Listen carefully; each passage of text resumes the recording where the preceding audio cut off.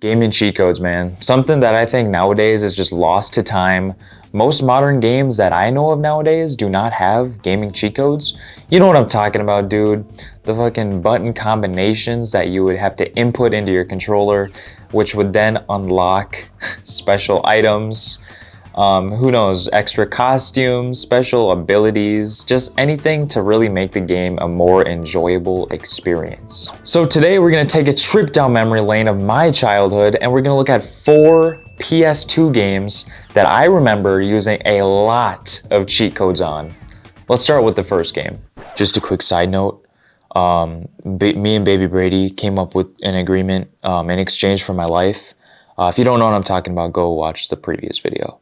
Grand Theft Auto 3 on the PS2. Now this game revolutionized gaming from what I know, dude. This game is like fucking so ahead of its time. 3D open world, nothing like this has been seen before in gaming.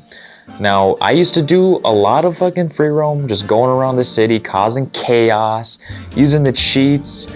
And you know, here's something that I might be pretty relatable. I feel like a lot of people used to do this. Check this shit out, dude. You open it up. What's this paper in here, you ask? Well, it's from the childhood, dude. It's the OG copy.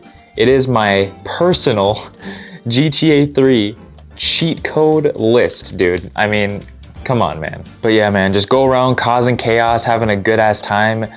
Bro, just growing up in the early 2000s, playing the GTA games on PS2 is just something special, bro. Something special, man, that I really miss. But one thing I really remember doing in this game was going into the subway underground and going on a subway rampage, killing everyone I saw, and using the the weapons, like the ammo cheat and the infinite health cheat. And from what I remember, the pedestrians and the police would just respawn, and it was just infinite fun, dude. I would sit down there for hours at a time just killing people, dude. And a lot of people, a lot of parents, you know, from what I know, back in the PS2 days when the first couple of GTAs came out, they were like fucking triggered, and they thought that this would like make their kids like want to be murderers. Bro, look at me now. I played fucking disturbing games when I was a kid, and look at me now, dude. I ain't trying to murder nobody.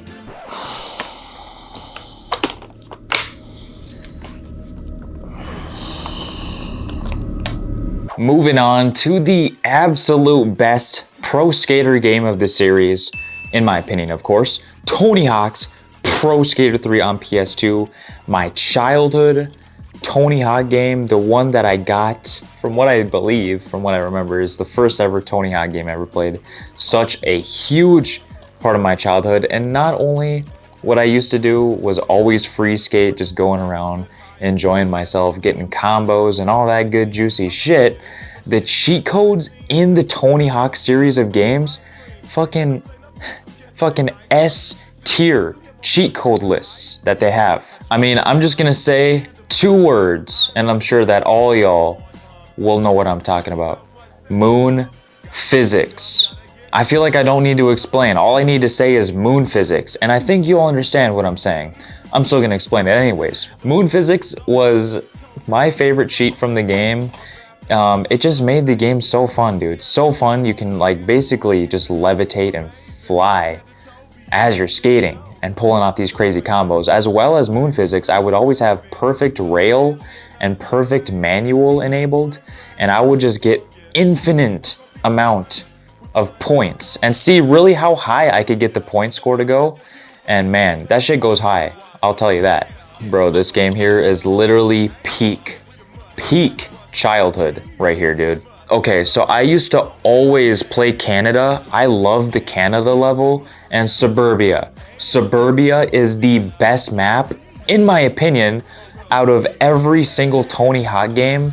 Suburbia is my all-time favorite map. I would go into Suburbia and I would do the fast plant off of the quarter pipe with moon physics enabled, and I would jump over into the haunted house area. And also in Tokyo, there was this weird glitch that I found on YouTube way back in the day in Tokyo, where you have the moon physics enabled and you go up off of the ramp onto that kind of little, I don't know how to say it. It's this weird little fucking thing where you can go on and it's basically like a ramp. It's super hard to explain, dude. But you'd roll off of that with moon physics. You'd do a fast plant all the way up into the sky, all the way on top of one of the buildings, which you're not even supposed to be able to get onto. The game will glitch out and basically push you over the edge of the building, and you'll have gone into that like little secret skate park area in Tokyo.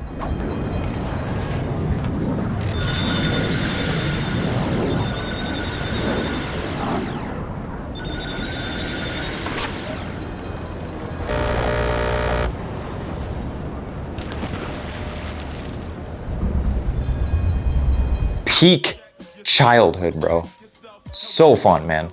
All right, y'all, moving on to the next game. We have what the fuck do you want, Seductor Brady? You want a massage? Dude, I'm filming right now. Get the fuck out of here. I'll give you one after this, all right? Give me 10 minutes. Anyways, moving on to another childhood classic from my childhood, Spy Hunter 2 on the PlayStation 2. Now, when it comes to Spy Hunter 2, if we're gonna talk difficulty, I can never beat this game as a kid. The story mode, even to this day, bro, I can never beat this game without cheats. It's just too hard for me. That's just me personally. This game is too hard, bro. So what I always used to do, enable infinite health and infinite ammo, and I would just fucking grind through the story mode, going through all the levels with really it took basically no effort. And just listen to the fire soundtrack. Bro, this soundtrack of this game is straight up flames. Take a listen to this shit.